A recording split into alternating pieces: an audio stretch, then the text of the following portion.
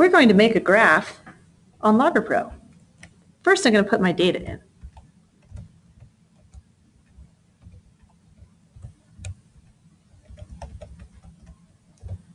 Those are my values for the x-axis.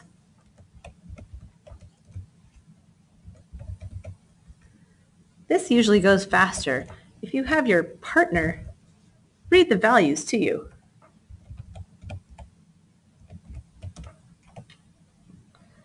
Look at my nice pretty data.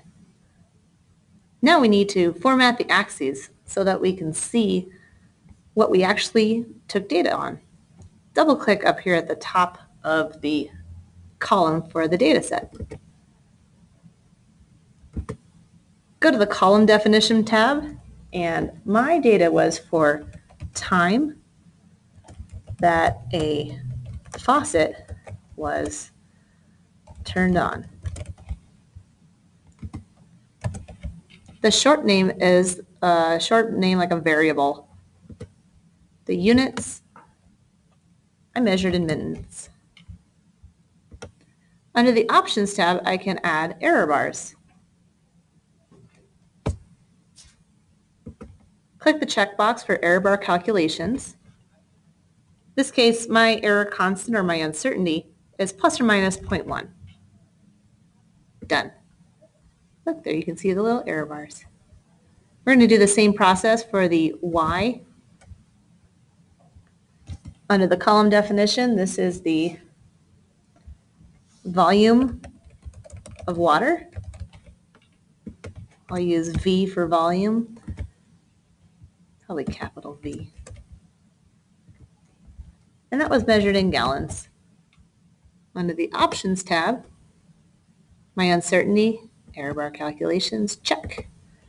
My uncertainty is plus or minus 0.2. Done. Now we have error bars in both the Y direction, to be plus or minus 0.2, and the X direction, plus or minus 0.1. I don't have a title in my graph yet. I can do that by double-clicking in the middle and adding the title. In this case, this is about a faucet that was left on, so I'll call it the faucet flow. Done. Notice when you added your title for the X and the Y, it shows up here on the graph, so you don't have to do any extra formatting. Last thing I need to do is add a line of best fit and make sure that my graph has an appropriate screen. Adding a line of best fit, go to the Analyze menu and go down to Curve Fit. You can also see linear fit. If you know it's linear, you can use that right away, but the curve fit allows you to try out different types of fits. Go to the top.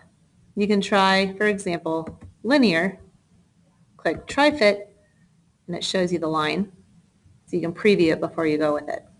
Click OK if you like it, and then just move the bubble off of your data. This gives me all the information about my data. To change the window so you can actually see more of the data in the center of the graph, we want to leave it at 0, 0 to see that.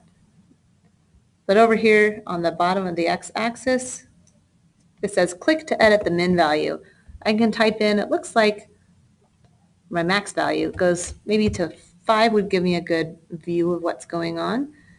And my volume of water, you can leave that at 10, or if you want to type, you can type in a different max value, or you can even click and drag to move that really quickly.